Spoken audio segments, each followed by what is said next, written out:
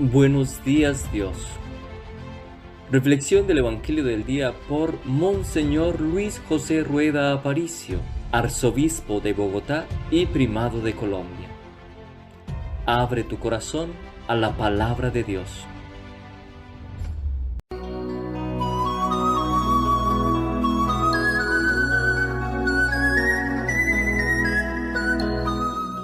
En el nombre del Padre, y del Hijo, y del Espíritu Santo. Amén. Gracias, Señor, por el día, por tu mensaje de amor que nos das en cada flor. Por esta luz de alegría te doy las gracias, Señor. Gracias, Señor, por la espina que encontraré en el sendero donde marcho pregonero de tu esperanza divina. Gracias por ser compañero.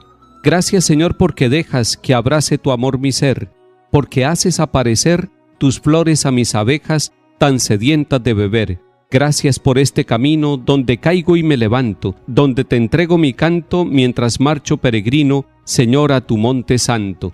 Gracias, Señor, por la luz que ilumina mi existir, por este dulce dormir que me devuelve a tu cruz. Gracias, Señor, por vivir. Amén. Lectura de la carta del apóstol San Pablo a los Romanos, capítulo 4. Hermanos, no fue la observancia de la ley, sino la justificación obtenida por la fe, la que obtuvo para Abraham y su descendencia la promesa de heredar el mundo. Por eso, como todo depende de la fe, todo es gracia. Así, la promesa está asegurada para toda la descendencia, no solamente para la descendencia legal, sino también para la que nace de la fe de Abraham, que es padre de todos nosotros. Así dice la Escritura: te hago padre de muchos pueblos. Al encontrarse con el Dios que da vida a los muertos y llama a la existencia lo que no existe, Abraham creyó. Apoyado en la esperanza, creyó contra toda esperanza que llegaría a ser padre de muchas naciones, según lo que se le había dicho: así será tu descendencia.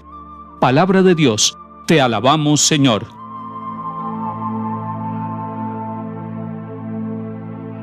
San Pablo, en este capítulo 4 de la carta a los Romanos, sigue hablándonos de Abraham y de la fe.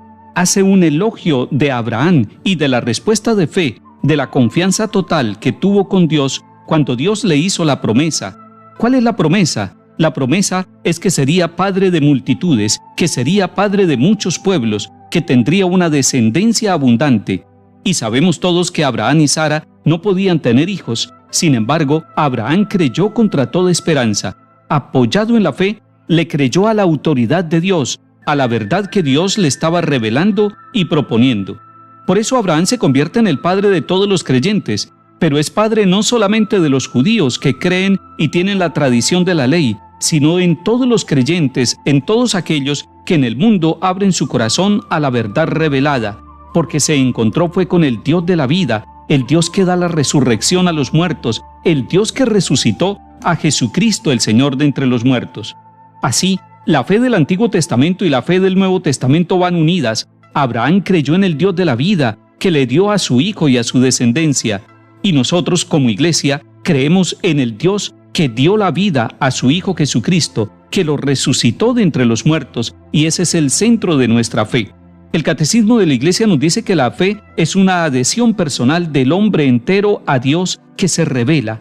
El Dios Padre se revela en su amor para con cada uno de nosotros, se revela en el perdón, se revela en la misericordia que tiene con toda la humanidad. Y nosotros, viendo que Dios se revela y se manifiesta, nosotros queremos con la inteligencia, con la sabiduría humana, recibir esa revelación y creemos en las obras de Dios y creemos en el obrar de Dios. El Catecismo nos enseña también que creer entraña una doble referencia a la persona y a la verdad. A la persona de Dios, al Dios Padre, Hijo y Espíritu Santo, porque no creemos en otras cosas. La fe verdadera es la confianza total en la Trinidad Santa, Padre, Hijo y Espíritu Santo, pero además es la confianza en la verdad que nos revela esta persona amada. No debemos creer en ningún otro que no sea Dios Padre, Dios Hijo, Dios Espíritu Santo. Y nos sigue enseñando el Catecismo de la Iglesia: la fe es un don sobrenatural de Dios.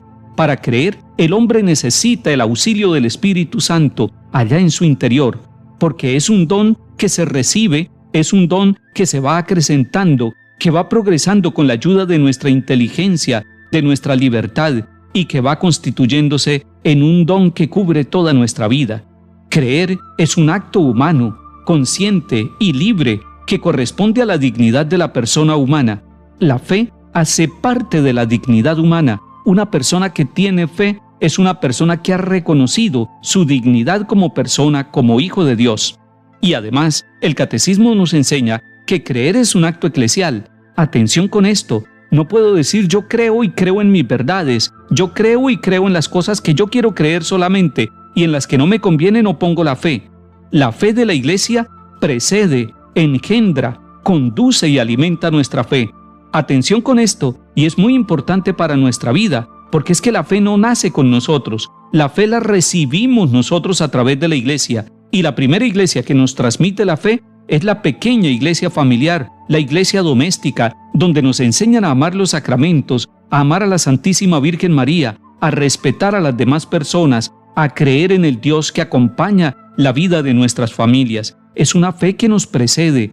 Entonces la fe de la iglesia nos precede. La fe no comienza con nosotros. Además, la fe de la iglesia engendra nuestra fe, hace que nazca nuestra fe. Y cada vez que nosotros participamos en la Eucaristía, cada vez que nos sentimos comunidad iglesia, cada vez que nos unimos con el Santo Padre, el Papa, cada vez que nos unimos con el obispo, con los ministros de la iglesia y con todos los laicos, hombres y mujeres, sentimos que esa fe nos va conduciendo y va alimentando nuestra fe.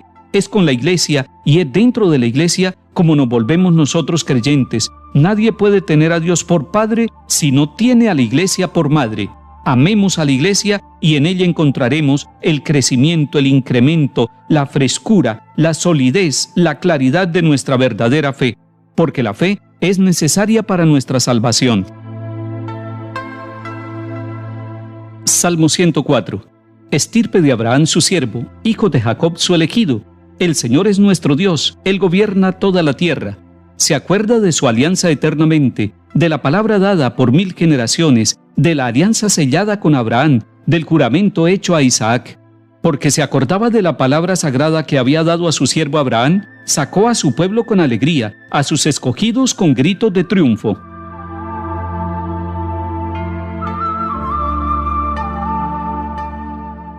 Lectura del Santo Evangelio según San Lucas capítulo 12. En aquel tiempo dijo Jesús a sus discípulos: Si uno se pone de mi parte ante los hombres, también el Hijo del Hombre se pondrá de su parte ante los ángeles de Dios.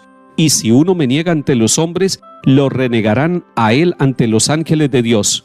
Al que hable contra el Hijo del Hombre se le podrá perdonar, pero al que blasfeme contra el Espíritu Santo no se le perdonará. Cuando los conduzcan a la sinagoga ante los magistrados y las autoridades, no se preocupen de lo que van a decir o de cómo se van a defender, porque el Espíritu Santo les enseñará en aquel momento lo que tienen que decir. Palabra del Señor. Gloria a ti, Señor Jesús.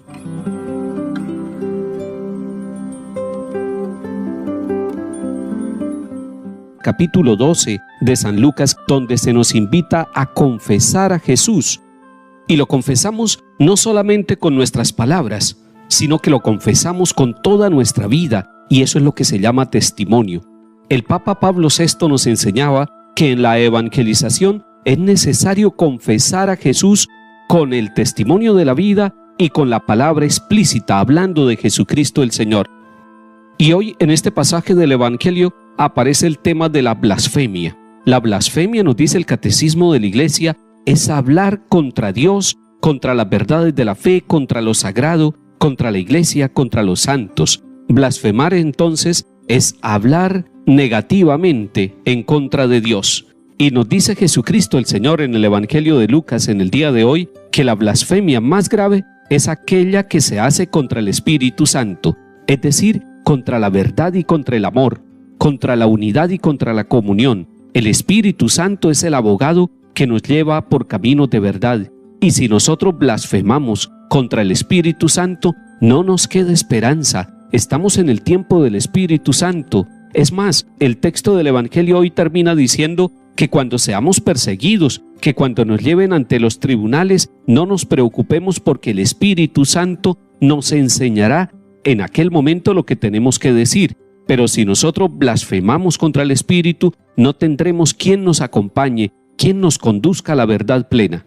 Que el Señor ponga palabras de bondad en nuestra boca, que quite toda blasfemia de nuestra forma de hablar y de nuestra forma de vivir, para que de esa manera podamos ser dóciles al Espíritu Santo y podamos confesar con nuestros labios y con nuestras actitudes que Jesucristo es el Señor de nuestra vida. Que el Señor nos bendiga y acompañe en el nombre del Padre y del Hijo y del Espíritu Santo. Amén.